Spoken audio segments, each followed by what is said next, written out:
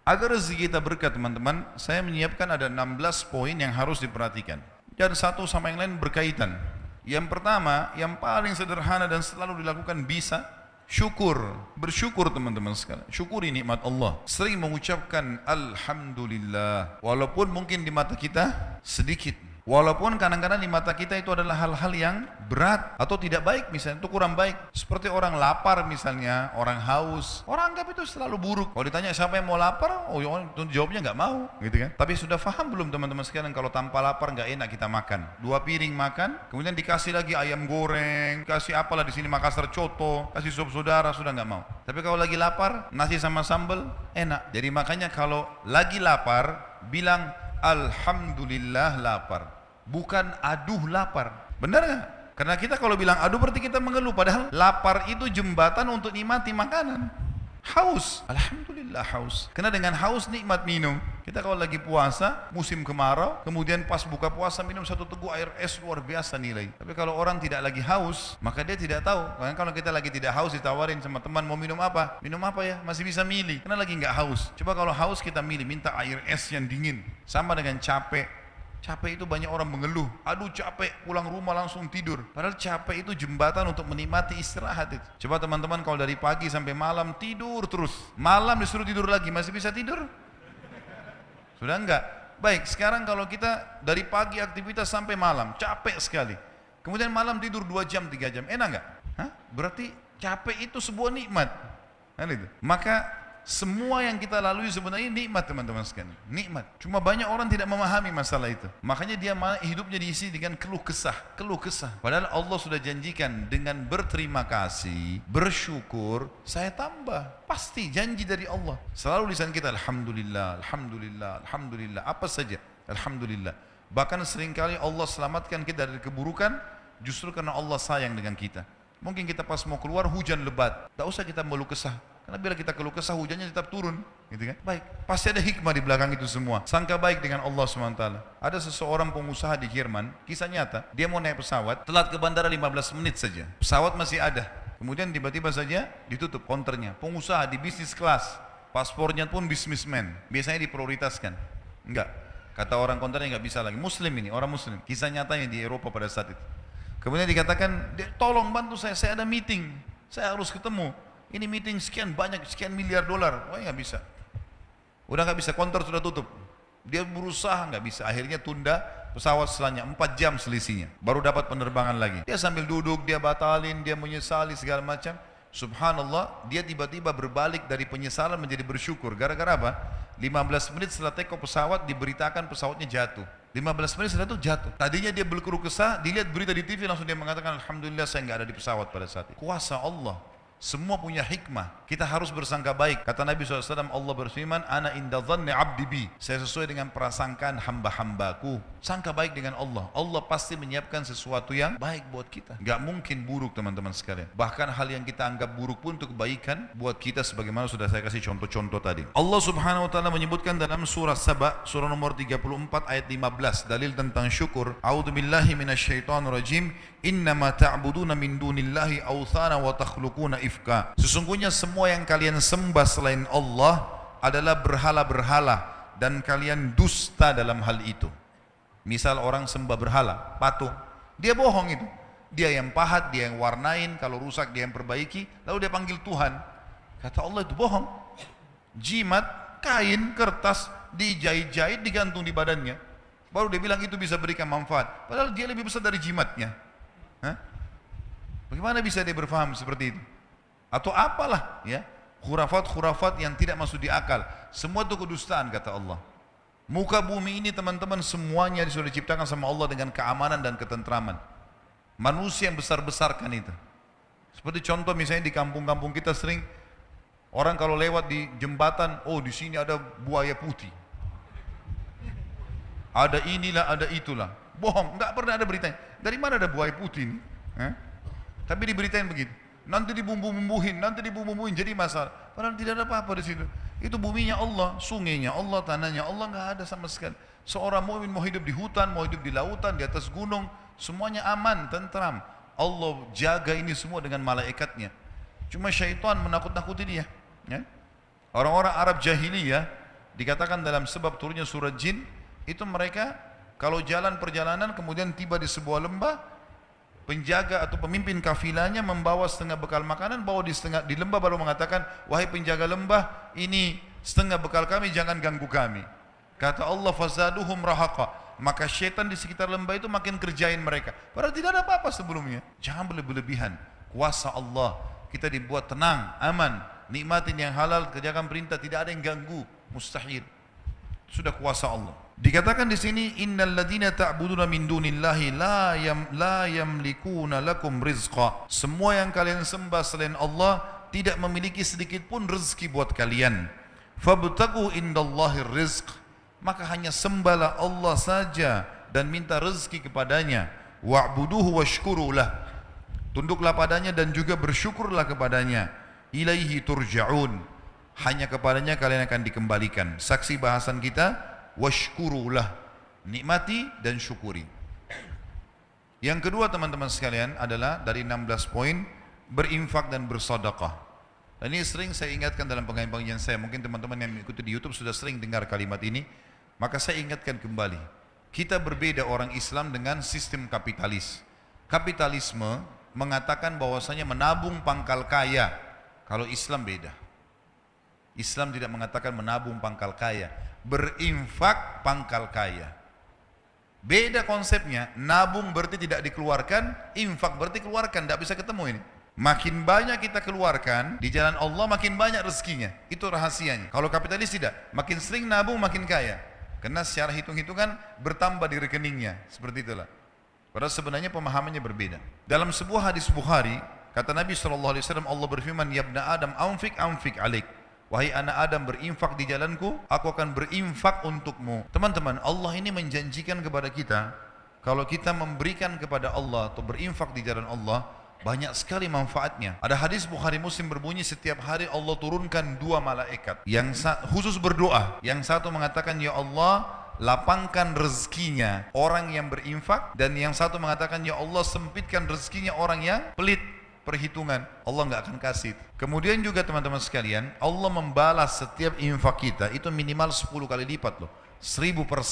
Kalau di masjid ini misalnya ada seseorang datang, orangnya kita kenal secara nasional, kemudian punya perusahaan besar, kemudian jelas ya, usaha-usahanya jelas segala macam, dan produk yang dijual juga menguntungkan, lalu dia tawarkan ke kita, nih siapa yang ikut investasi, misal 100 juta, dia dapat akhir bulan 100%, jadi 200 juta. Kita sudah kenal orangnya, tahu perusahaannya, tahu produknya, orang bahkan berlumba-lumba mau investasi ditawarkan. Siapa yang mau berinfak, saya akan kasih 100% keuntungan. 100 juta dari 200 juta akhir bulan. Saya yakin orang berlumba-lumba untuk ikut. Allah memiliki perusahaan depan mata kita, tanda kutip ini, tanda kutip, jangan disalahpahami kalimat perusahaannya. Allah memiliki ciptaan yang kelihatan depan mata. Pohon-pohon ini, kita sendiri, udara yang kita hirup, matahari yang terbit. Ini jelas depan mata kita produknya Allah ini. Allah janjikan teman-teman, siapa yang investasi di jalan saya janjikan 10 kali lipat minimal. Di dalam Al-Quran dikatakan, a'udzubillahi minasyaitonirrajim, man ja'a bil hasanati falahu asyru amthaliha. Siapa yang melakukan satu perbuatan kebaikan, diantaranya sedekah, Allah akan ganti 10 kali lipat, 1000%. Kalau kita keluarkan teman-teman sekalian 1 juta, udah ada 10 juta itu, tinggal nunggu saja. Tahu teman-teman, para sahabat setiap hari kerjanya apa? Mereka bawa duit di kantong-kantong, di wadah sekolah kita sekarang, cari orang miskin. Waktu ditanya, apa yang kalian buat? Kami sedang investasi, kasih orang miskin, Allah balas 10 kali lipat. Terus begitu. Di zaman Abu Bakar, Uthman bin Affan, Abu Abdurrahman bin Auf, sahabat-sahabat yang kaya, nggak ada akunting, gitu kan? Belum ada sistem kayak kita sekarang, komputerisasi yang rapi. Bagaimana cara mereka mengatur duitnya?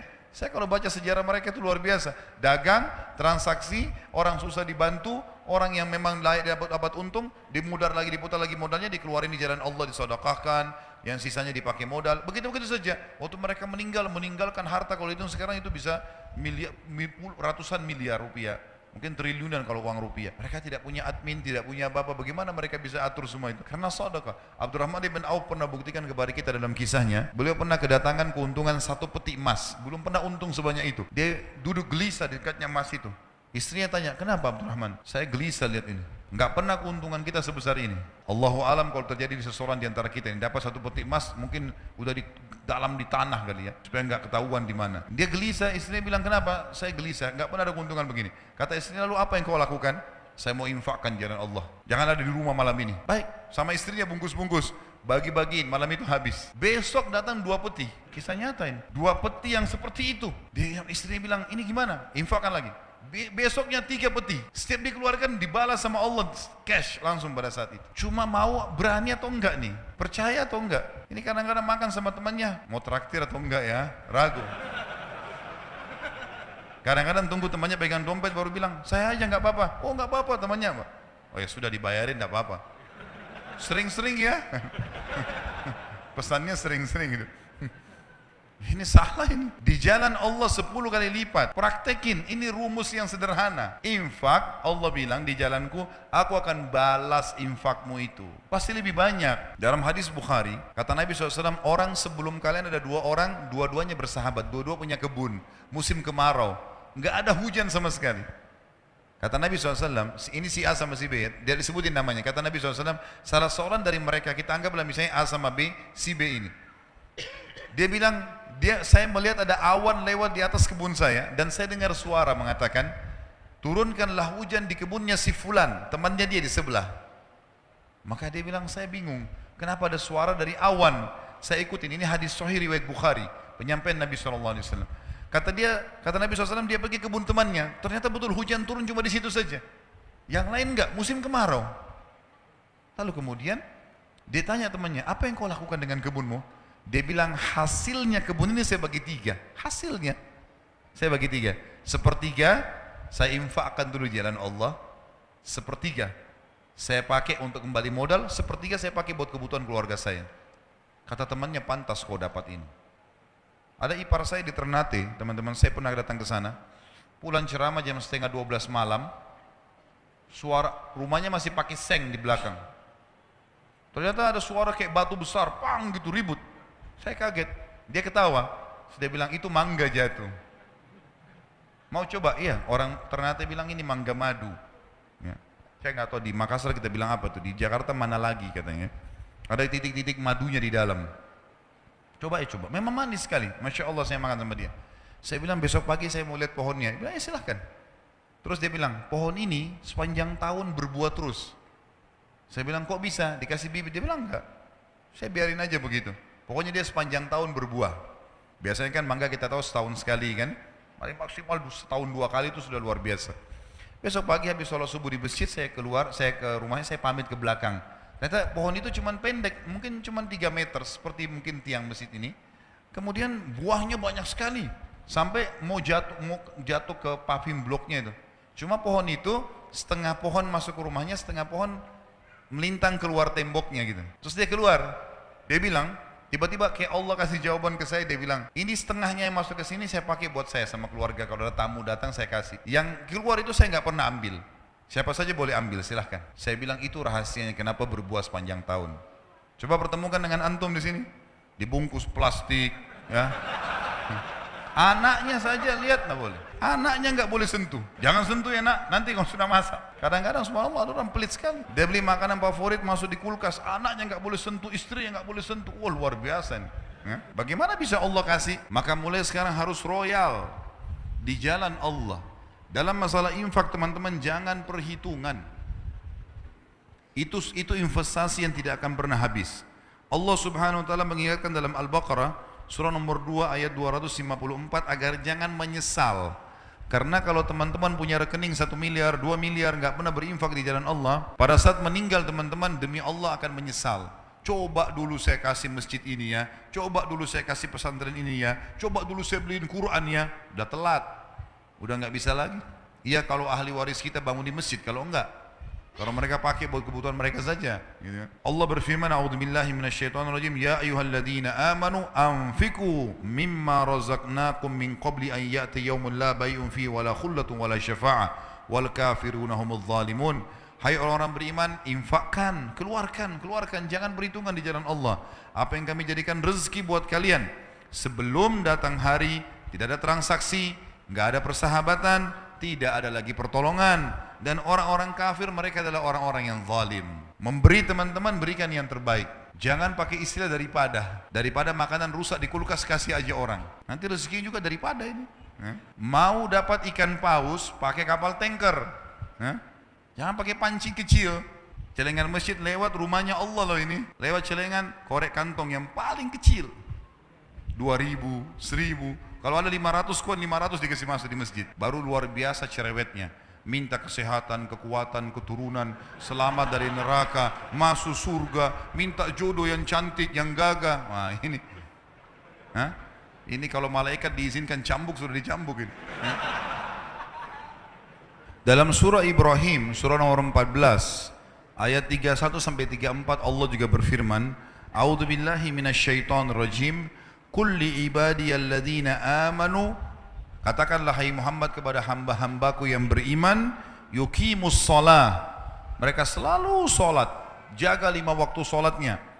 Itu waktu absen kepada Allah.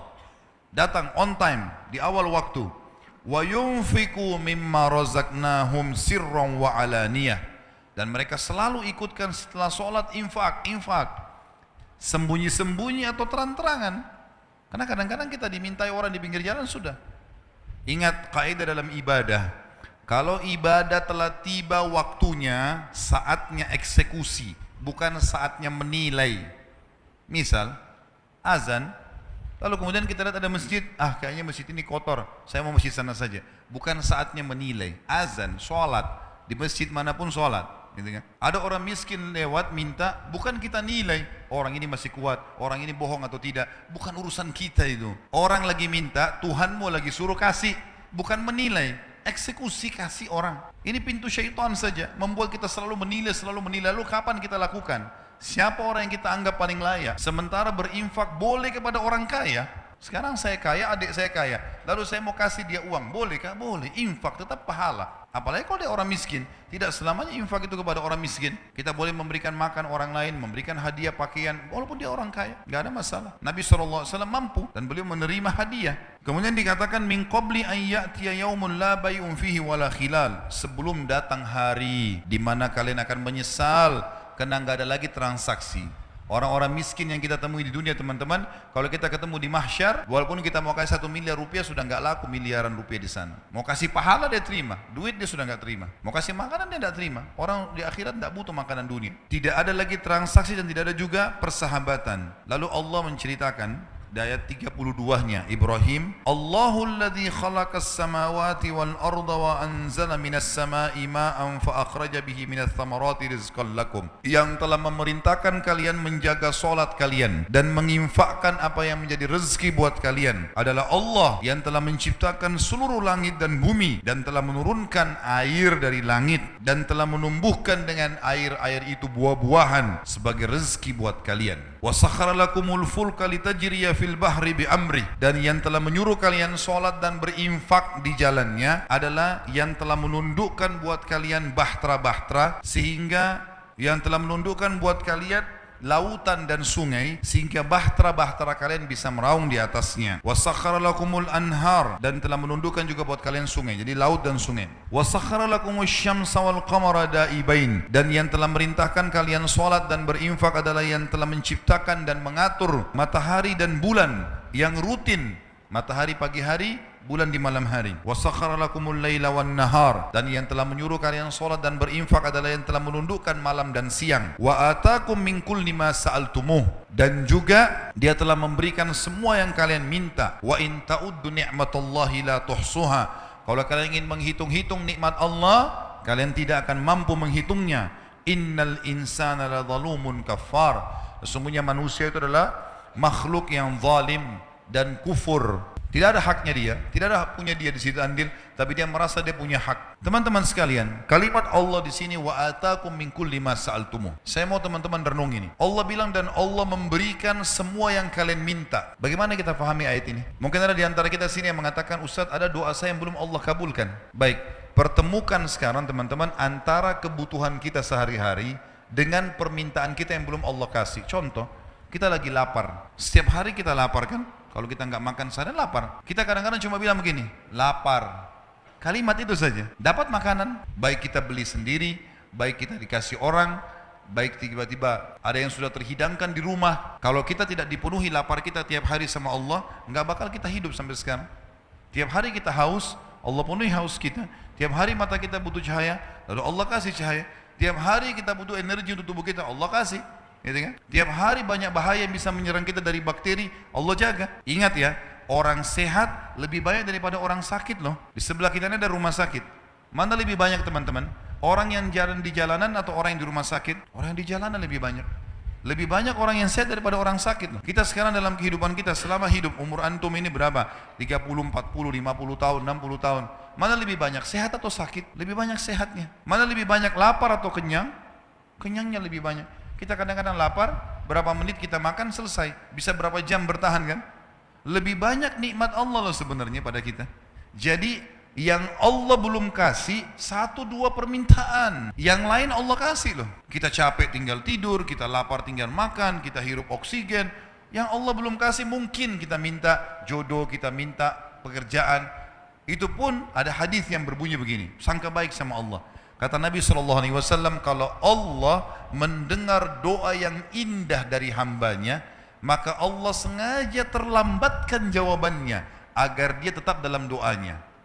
Misal gini, kita berdoa, ya Allah, zat yang di malam hari kita sujud, kayak tadi cerita orang Mesir itu misalnya, ya Allah, zat yang maha kuat, maha perkasa, yang turun dari ke langit bumi sepertiga malam, yang mengizinkan saya mengucapkan kalimat-kalimat saya ini. Kita mengucapkan puji-pujian kepada Allah, kita memohon. Allah tahu itu doa mulia, Allah tunda 2-3 hari baru dikasih. Bayangkan kalau kita dikasih langsung, misal ya Allah sembuhin saya, tiba-tiba sembuh saat itu, masih berdoa kira-kira? Berhenti. Tapi Allah kasih 2-3 hari, kita dapat dokter yang bagus, dosisnya seminggu baru sembuh. Biar kita tetap dalam kondisi itu. Karena kalau kita dalam keadaan cobaan teman-teman, itu kita mudah menangis, mudah khusyuk. Kalau kita lagi ada masalah lalu kita sujud kepada Allah, nangis minta jalan keluar, tuh luar biasa nikmatnya. Kenikmatan itu tidak bisa dibeli loh. Kalau kita lagi sehat terus kita mau nangis susah, mau berusaha nangis saja susah. Padahal kita kalau lagi ada masalah kita bisa mudah menangis. Berarti ada kenikmatan yang Allah kasih di situ. Coba pikir ke sananya. Jangan selalu berpikir Allah belum kasih saya. Padahal sebenarnya dari sekian banyak nikmatnya Allah, lebih banyak Allah kasih. Kadang-kadang kita setahun sehat teman-teman, tahun depan Allah cuma coba seminggu kita sakit flu. 365 hari sehat, 1 minggu sakit. Tidak berimbang sebenarnya. Kuasa Allah Subhanahu wa taala sebenarnya. Jadi berpikir ke sana. Lalu dikatakan dalam, atau maaf, poin yang ketiga. Selain syukur, selain infak, adalah fokus menikmati yang halal dan thayyib. Halal adalah sesuatu yang Allah bolehkan ya. Dan thayyib artinya berkualitas. Renungi ini dulu teman-teman sekalian. Dalam Islam kita disuruh nikmati ya. Disuruh nikmati teman-teman ya. Kalau misalnya ada seseorang di antara kita masuk ke supermarket, dia mau beli anggur. Ada anggur harganya 100.000 per kilo, itu kualitas A. Ada anggur yang satu lagi kualitas B harganya 50.000. Kalau kita beli yang A dengan niat mau menikmati apa yang Allah kasih dan kita mampu membelinya, bukan mencuri dan seterusnya, maka itu pahalanya lebih besar dibandingkan kita sengaja mau beli yang B padahal kita mampu. Garis bawahi poin itu, karena Allah suruh kita nikmati ya. Hadis sahih riwayat Abu Daud, innallaha yuhibbu an yara athara ni'ami ala abdi. Allah suka sekali melihat bekas nikmatnya pada hambanya. Allah mau kita pakai baju bagus, Allah mau kita berpenampilan bersih, Allah mau kita punya rumah bagus, kendaraan bagus, Allah mau itu. Tapi jangan berlebihan. Berlebihan namanya mubadzir. Perhitungan namanya bakhil. Enggak boleh dua-duanya. Mubadzir dosa besar, bakhil dosa besar. Kita berada di tengah-tengahnya. Penuhi segala sesuatu karena kebutuhan, bukan karena keinginan. Kita kalau lagi lapar teman-teman butuh. Lapar kan sinyal dari Allah supaya kita makan. Tubuhmu lagi butuh makanan. Makan yang terbaik pada saat itu. Enggak masalah. Masih 1 piring, masih lapar, makan 2 piring, enggak ada masalah. Enggak dilarang dalam Islam. Tapi pada saat itu memang kebutuhan. Jangan keinginan, keinginan tidak akan selesai. Dan jangan terpengaruh dengan prinsip syaitan. Ini ada syaitan membisikkan pada manusia dengan kata-kata yang haram aja susah apalagi yang halal. Ini enggak boleh. Hah? Semua yang haram itu teman-teman, ambil dari saya kalimat ini penting ya. Kalau ada di antara anda yang hadir sini bermaksud untuk mengambil sesuatu yang haram, ingat, sesuatu yang kita ambil dari yang haram, makanan, minuman, pakaian, apa aja lah, efek jerahnya dalam Islam lebih berat daripada perbuatannya loh. Misal, ada orang buat nota palsu 100.000, bohong dia palsukan 100.000 rupiah. Nanti Allah akan hukum dia masuk rumah sakit 10 juta biayanya, karena dia curi 100.000. Fikirkan baik-baik teman-teman, semua perbuatan yang haram efeknya lebih berat daripada perbuatannya. Jangan dibuat yang haram itu.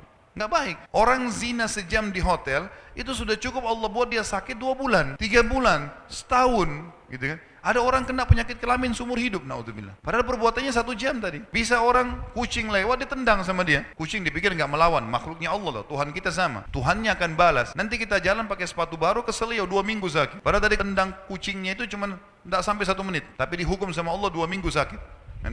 Dan seterusnya. Ada orang subhanallah mungkin dia hanya lihat sesuatu yang haram sebentar saja. Sudah cukup Allah buat lehernya keselio nanti. Ada orang banyak salahkan bantal di Indonesia. Apa salahnya bantal? Bantal nggak pernah salah, ya. Nggak bisa bicara, nggak bisa bergerak. Tapi lehernya buat masalah terus ini. Suka melirik-melirik yang haram. Jadi Allah hukum.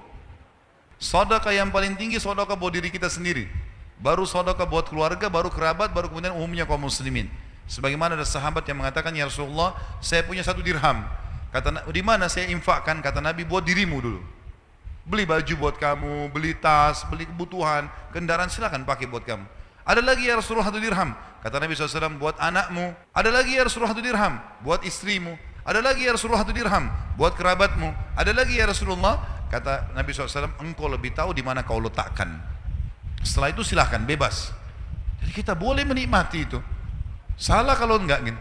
Ingat, hati-hati dengan perkataan yang salah. Orang banyak menganggap zuhud. Zuhud itu apa? Makan roti kering, ya. Pakai sandal jepit, nggak boleh pakai kendaraan yang bagus. Ini salah ini. Dari mana ini? Ini pemahaman yang keliru sekali. Nabi SAW tidak pernah makan roti kering loh. Nabi SAW paling gemar makan paha kambing. Nabi SAW memiliki beberapa orang istri poligami. Setiap istri punya rumah, setiap rumah punya unta. Kalau kita sekarang punya mobil, ya. Bahkan Nabi SAW punya beberapa orang supir yang membawa untanya beliau. Nabi SAW punya beberapa orang pembantu di rumah yang bantu beliau sendiri. Ada Anas bin Malik, ada Zaid bin Harithah, ada banyak. Beberapa orang. Abdullah bin Mas'ud khusus untuk ngurus sendalnya Nabi sama siwaknya saja. Nabi SAW nikmati. Boleh. Jangan salah fahamin ya. Gak boleh salah fahamin. Ada orang yang mengangkat hadis Bukhari berbunyi begini. Aisyah berkata radhiyallahu anha, kalau kami di rumah Nabi SAW pernah sebulan tidak menyalakan api. Dan kami makan kurma dan minum air. Ada orang masukkan ini dalam bab, oh berarti orang muslim harus begini. Hidupnya tidak boleh nikmati makanan. Ini salah ini. Sebagian ulama hadis mengatakan kita harus bersangka baik dengan Nabi Muhammad SAW. Tidak mungkin beliau tidak mampu membiayai keluarganya 1 bulan. Bukan itu yang dimaksud. Tapi beliau sedang menterapi di rumah, makan kurma. Sampai sebagian ulama mengatakan kalau orang mau terapi dari penyakit kronis, coba sebulan makan kurma sama air putih saja, tidak usah makan yang lain. Dengan izin Allah penyakitnya akan hilang. Jadi jangan sangka buruk dengan perilaku Nabi SAW. Jelas ya? Yang keempat, memperbanyak taubat dan istighfar kepada Allah. Karena memang seringkali dosa yang menjadi penyebab rezeki kita tertahan. Di dalam hadis Nabi SAW yang sahih, kalau seandainya tersebar zina di tengah-tengah masyarakat, riwayat lain ditambah dengan riba, ya, maka Allah akan menahan rezeki dari langit. Allah akan tahan rezeki dari langit. Jadi kalau ada urusan-urusan belum selesai, perbanyak istighfar teman-teman sekalian. Istighfar kepada Allah SWT, karena memang ini akan memudahkan urusan-urusan kita. Karena kadang-kadang ada dosa memang menjadi penyebab itu. Dosa itu seperti sumbatan di saluran air. Kalau dia ada, maka akan menghambat air. Tarik sumbatan itu, memohon ampun kepada Allah, maka insya Allah Allah akan maafkan. Walaupun kita tidak sadar, kalau kita punya dosa, tetap kita beristighfar kepada Allah Subhanahu wa ta'ala. Sebagaimana sabda Nabi SAW, saya pribadi, kata Nabi, beliau seorang Nabi, bertaubat dan beristighfar kepada Allah 1 hari 70, riwayat lain 100 kali. Ya, kata sebagian ulama, siapa yang beristighfar, bertaubat kepada Allah dengan ikhlas 100 kali, maka sama saja dia sedang membersihkan 100 dosanya hari itu. Kalaupun dia tidak ada dosa sampai 100, maka akan dicatat pahala di sisi Allah Subhanahu wa ta'ala. Allah berfirman tentang istighfar dalam surah Nuh, surah nomor 71 ayat 10 sampai 12. A'udzu billahi minasyaitonir rajim. Faqultu astaghfiru rabbakum innahu kana ghaffara yursilis samaa 'alaikum midrara wa yumditkum bi amwalin wa banin wa yaj'al lakum jannatin wa yaj'al lakum anhara. Maka aku berkata kepada kaumku, bertaubatlah kalian, beristighfar kepada Tuhan kalian karena Dia Maha Pengampun. Niscaya Dia akan mengirimkan dari langit hujan yang lebat. Makna yang lain adalah rezeki yang banyak, dan juga akan memperbanyak harta-harta kalian dan memperbanyak anak-anak kalian, serta memperluas kebun-kebun kalian dan juga memperbanyak sungai-sungai dan lautan kalian. Di sini kita lihat teman-teman sekalian bagaimana ayat Al-Quran sangat jelas memerintahkan kita untuk beristighfar dan bertaubat kepada Allah Subhanahu wa taala. Kata Abdullah bin Umar radhiyallahu anhuma, saya tidak melihat ada sebuah kata kunci di mana saya selamat dari masalah yang sedang saya hadapi kecuali istighfar. Kadang-kadang saya melakukan sebuah dosa, maka Allah haramkan saya sholat subuh berjamaah di masjid sampai sebulan, dan tidak Allah angkat itu kecuali dengan istighfar dan taubat. Dan ini sangat besar sekali manfaatnya. Beristighfarlah kalian semua kepada Tuhan kalian, maka dia sangat pengampun. Yursil sama alaikum midrara, dia akan turunkan dari langit banyak sekali hujan atau rezeki. Wa yumditkum bi amwali wa banin, dan dia akan memperbanyak harta juga keturunan kalian. Wa yaj'al lakum jannatin wa yaj'al lakum anhara, dan dia akan memperbanyak dan melebatkan hasil kebun-kebun kalian, dan juga memperkaya isi laut dan sungai kalian. Yang kelima, bertakwa kepada Allah, selalu patuh. Takwa ringkasnya adalah patuh. Bagaimana seseorang patuh kepada Allah Subhanahu wa taala. Dan orang yang patuh kepada Allah akan bahagia teman-teman sekalian, akan selalu bahagia. Patuhlah kepada Allah, ada orang lihat atau tidak ada yang lihat, karena Allah akan selalu bersama dengan orang-orang yang patuh kepadanya. Menikmati hubungan dengan Sang Pencipta sangat indah, sangat baik. Allah bolehkan ambil, Allah nikmati, Allah larang tinggalkan. Dan Allah menjanjikan dalam Al-Quran kurang lebih 226 ayat berbicara masalah keutamaan orang yang bertakwa. Tapi yang jadi saksi bahasan kita adalah surah At-Talaq, surah nomor 65 ayat 2 sampai ayat 5. A'udzubillahi minasyaitonirrajim. Wa may yattaqillaha yaj'al lahu makhraja. Siapa yang bertakwa kepada Allah, Allah akan berikan jalan keluar dari masalahnya. Kemudian ayat 3-nya wa yarzuqhu min haitsu la yahtasib, dan Allah akan memberikan kepadanya jalan keluar, Allah akan berikan kepadanya rezeki dari tempat yang ia tidak sangka-sangka. Ayat 4-nya, yaitu ayat 2 sama ayat 3. Ayat 4-nya wa may yattaqillaha yaj'al min amrihi yusra. Siapa yang bertakwa kepada Allah, Allah akan mudahkan segala urusannya. Ayat kelimahnya wa may yattaqillaha yukaffir anhu sayyi'atihi wa yu'dhim lahu ajra. Siapa yang bertakwa kepada Allah, Allah akan ampuni dosa-dosanya dan lipat gandakan balasannya. Yang keenam, bertawakal. Tawakal artinya menyerahkan perkara setelah berusaha. Allah Subhanahu wa taala menyuruh kita bertawakal. Ikhtiar dulu, kemudian serahkan hasilnya kepada Allah Subhanahu wa taala. Makin pasrah kepada Allah maka makin baik.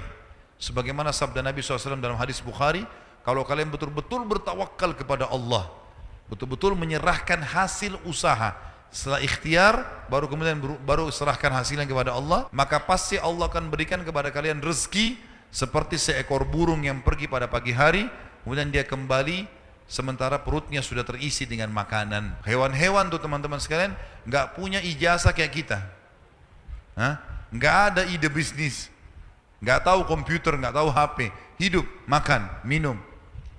Mereka keluar pada pagi hari cari rezeki, malam sampai sudah kenyang, sampai ajalnya datang. Miliaran jumlahnya hewan bisa hidup, semut di lubangnya bisa hidup. Bagaimana kita manusia yang memang dianggap makhluk yang paling sempurna, fi ahsani taqwim, kemudian punya ketakutan-ketakutan terhadap rezeki yang sedang Allah siapkan. Dalilnya tadi surah At-Talaq ayat 3, surah nomor 65, wa may yatawakkal 'alallahi fahuwa hasbuh.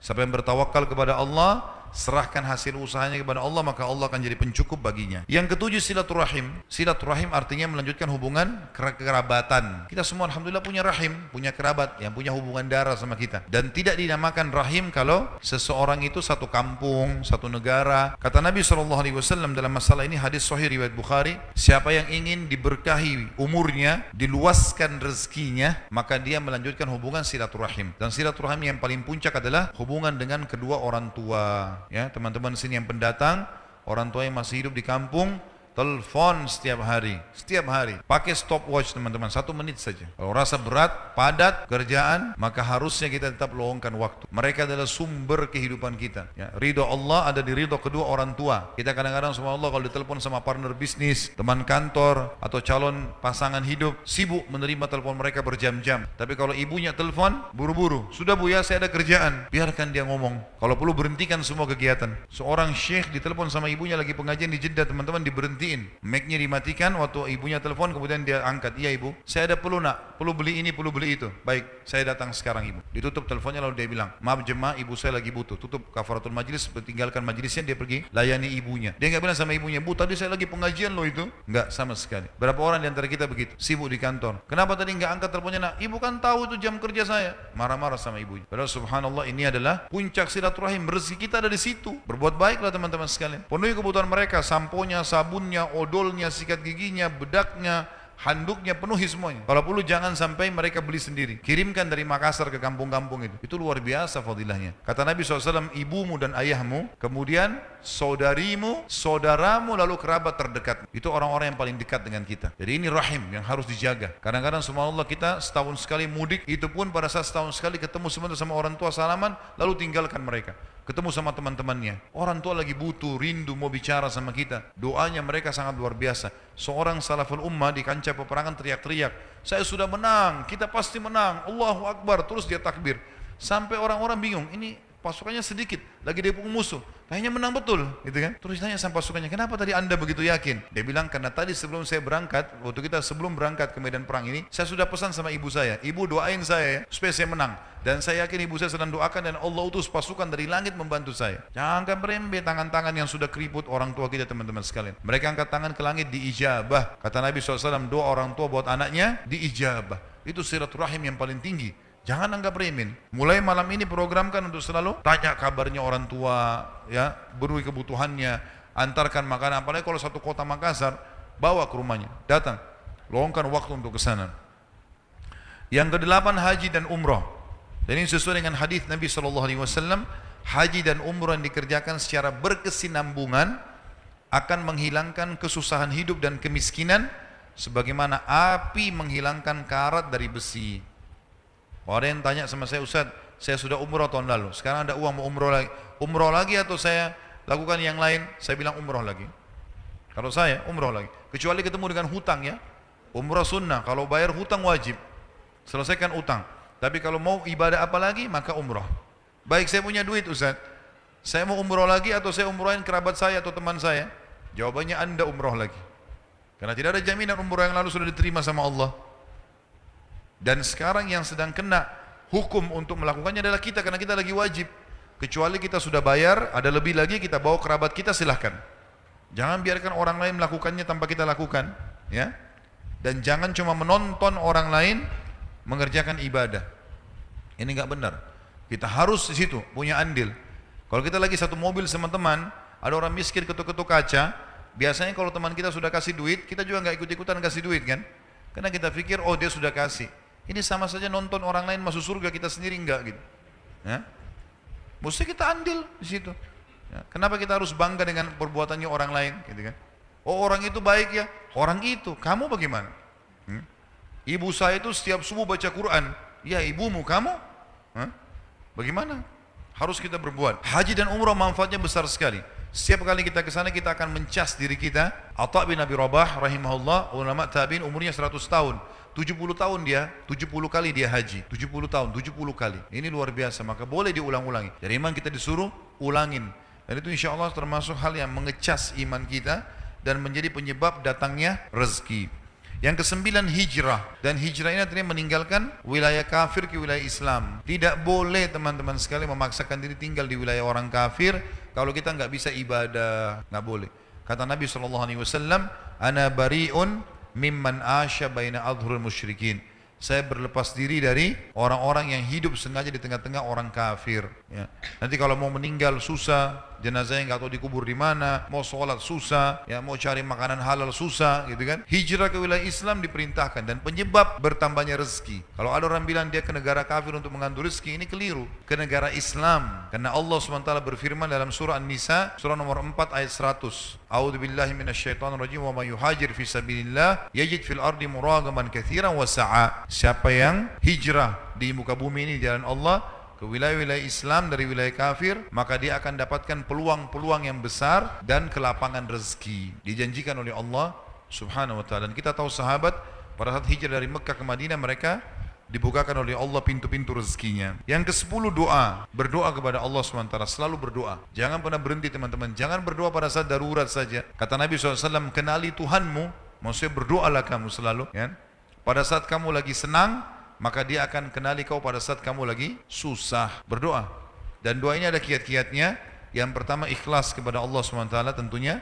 Harus tulus, jangan karena riak, jangan karena mau dipuji oleh orang lain, atau karena mengejar masalah-masalah dunia. Kemudian yang kedua harus dimulai dengan tahmid dan salawat. Alhamdulillah wassalatu wassalamu ala rasulillah, sesuai dengan sabda Nabi SAW, kullu amrin la yabda' bismillah fahuwa aqta. Semua perkara yang tidak dimulai dengan memuji Allah atau nama Allah, maka dia terputus dari rahmat. Kemudian hadis yang lain juga, doa yang tidak dimulai dengan salawat kepadaku pada Nabi Muhammad SAW, maka akan terhijab. Jadi poin pertama ikhlas, yang kedua memulai dengan memuji Allah dan salawat kepada Nabi SAW. Yang ketiga menggunakan asma husna, nama-nama Allah dan sifat-sifat yang mulia, seperti ya Ghafur, Ighfirli, ya Tawwab, Tub Alayya, sebagaimana firman Allah SWT, A'udzubillahi minasyaitonir rajim, walillahil asmaul husna fad'uhu biha. Dan Allah memiliki nama-nama mulia, maka gunakanlah dalam doa-doa kalian.